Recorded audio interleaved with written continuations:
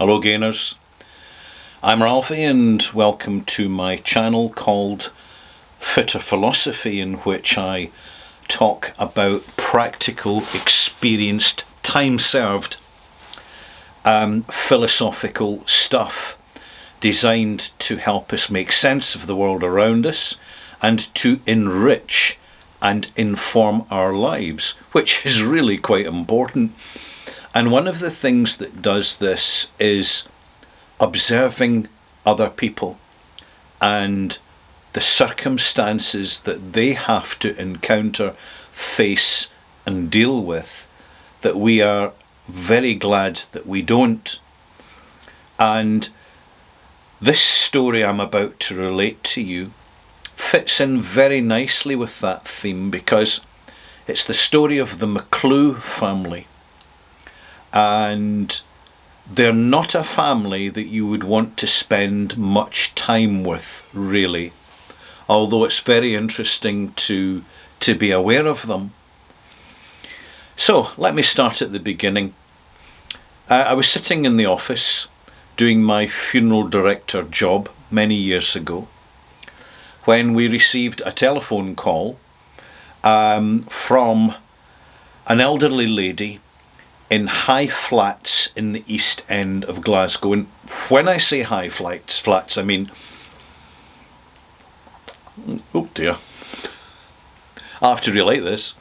I mean flats that go 14 stories high. In other words, once you leave the ground floor, you're kind of going into another world, a different, smaller, contained, isolated community. And it is... high flats are a very good place to find loneliness, whether you're looking for it or not. And it's also a very good environment for simply finding peace and quiet away from the madding world beneath. And such was the attitude of one old chap, Mr. McCloo, who had passed away peacefully in his own bed at home, a humble man, a simple man who never had a lot of things in life, but his family expected a lot of things out of life. He'd done his best to bring them up as best he could.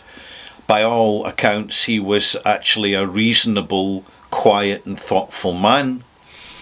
But as they say, we all make plans in life whilst life makes plans for us.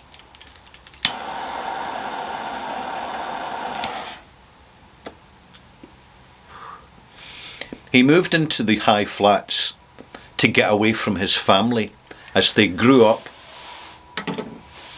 and started demanding more from him. He had at one point owned his own house, and the family encouraged him to sell the house to downsize. And when they discovered the cost of a smaller property, they encouraged him to downsize even further, which is why he ended up in a small flat in a high-rise block, which he rented.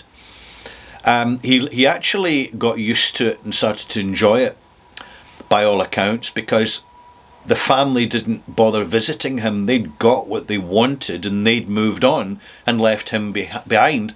And by the way, let me just assure you, see, with families, that's not unusual. It's really not unusual.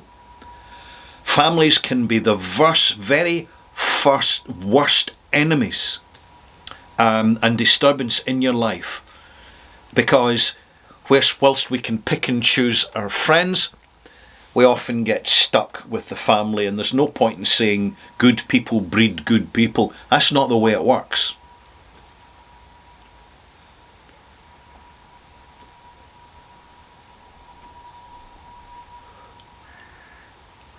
Eventually he passed away at home. We got the call from a neighbour who'd been keeping an eye on him because he was poorly. And we went up to the property using a solid frame covered stretcher so as we could navigate the lift for access. And when we arrived, it was very quiet in the house. The door was open. The neighbour down the landing peeked her head out the door and kind of gave us a sign. She looked at us quite hesitantly and said, just caution, caution. We could read her body language. So I knocked on the door. It was myself and the hearse driver. They're just the two of us. And this woman came to the door, arms folded, lips pursed tight, and says, the first thing she said was, "About time too." Now this is us responding within an hour and a half in a major city. About time too. We went in. There was about 4 or 5 members of the family there. Most of them were in the kitchen, keeping out the way. The woman, his daughter, pointed towards the bedroom and said, "He's in there, just get him out of there." Now, they said, "Fine, we'll do that."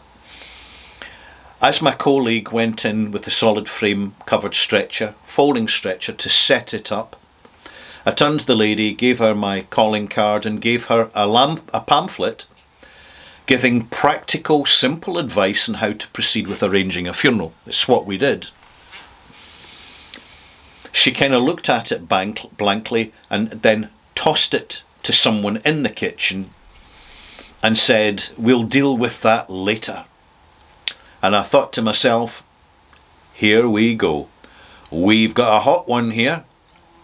And by the way, just as speaking as an undertaker of many, many years in the profession, dead people rarely cause any problems apart from the odours that they create as nature takes its course. When you get problems, it's always the living give the biggest problems. Bear that in mind.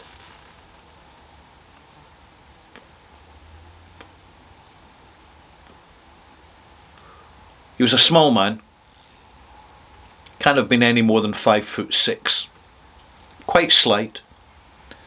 We got him onto the stretcher. We removed him from the flat, out to the lift, down to the house.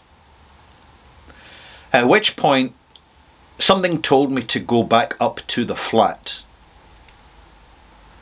and just double check that the family would be calling in at the funeral parlour to arrange, or would they prefer someone out to the house to arrange? Because there had been virtually no communication, effective communication from the daughter on first contact. And when I got into the landing, all I could hear was arguing, shouting. The front door was wide open. Arguing, shouting, cursing, things getting moved, pushed. I knocked on the door, but nobody responded, so I put my head round the door and I'm looking down the inside corridor. The bedroom door's wide open and the mattress is up in its end. There's 2 members of the family out with knives and they are cutting the mattress to pieces. So I said quite loudly, "Excuse me." They kind of stopped suddenly. The daughter came storming through. "Is it you again? What do you want now?" I said, "I just want to be reassured that you know how you're proceeding with making arrangements. If there's anything further I can do to help you before we leave, and just to let you know we're taking your dad to our funeral premises where we will look after him up until the moment of the funeral." And she said, "Oh, fine. Okay, just do what you do. So I turned around, just pulled the door behind me, at which point the neighbour opened her door and gave me a wee beckon. So I just quietly made my way along the corridor, outside corridor, to the neighbour's house. She says, "I'll pop in next week." And she just gave me a knowing look. See, with the old ladies giving you a knowing look, there's so much information is presented, by the way. So I said, that's fine. Will I take your name? She said, no, it's fine. I'll deal with it. So we never heard anything more from the McCloo family.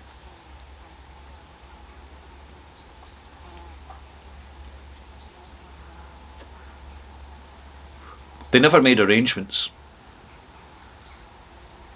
They had no intention to.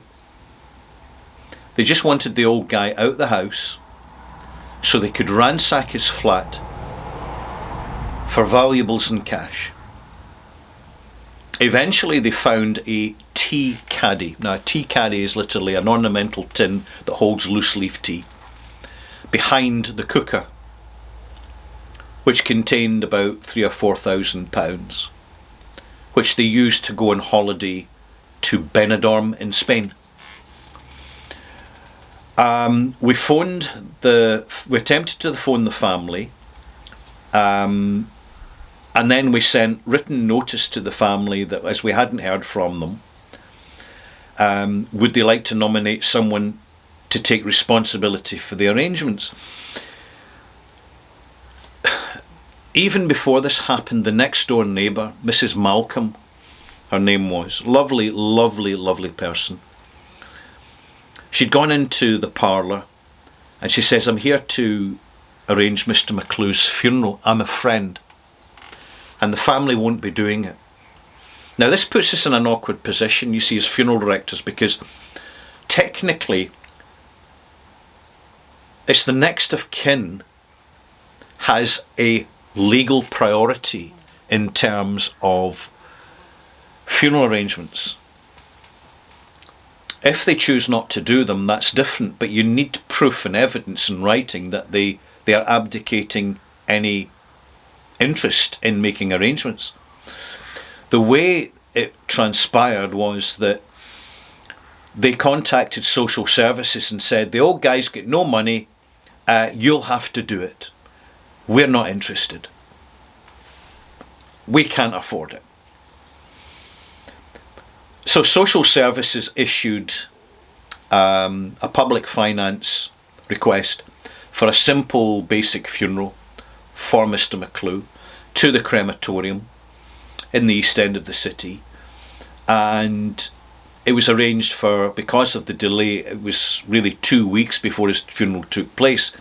But in fact, it was his next door neighbour, Mrs. Malcolm, who bought the flowers, who arranged the paper notice, who arranged the little reception afterwards down at the local bowling green for people who had known him and had actually kept in touch with them by phone, but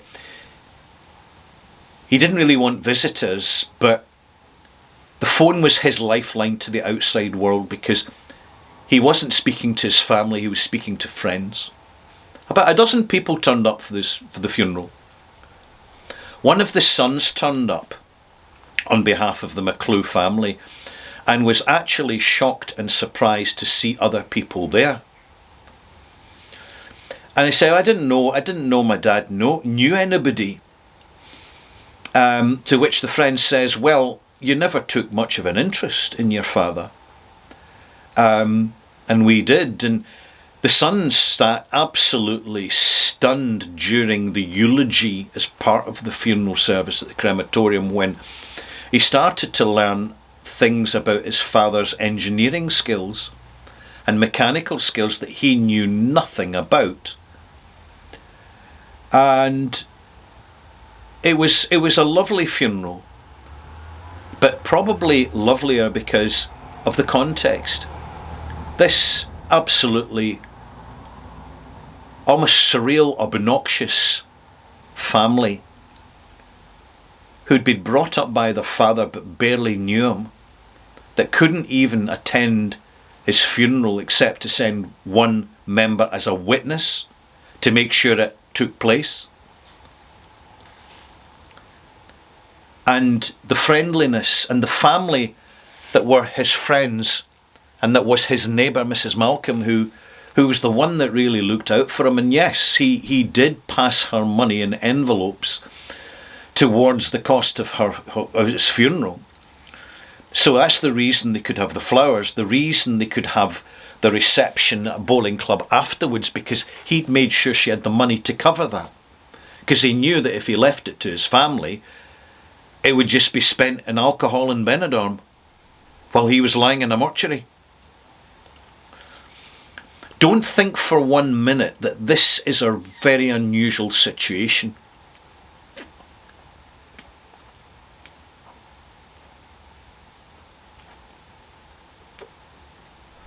It's not.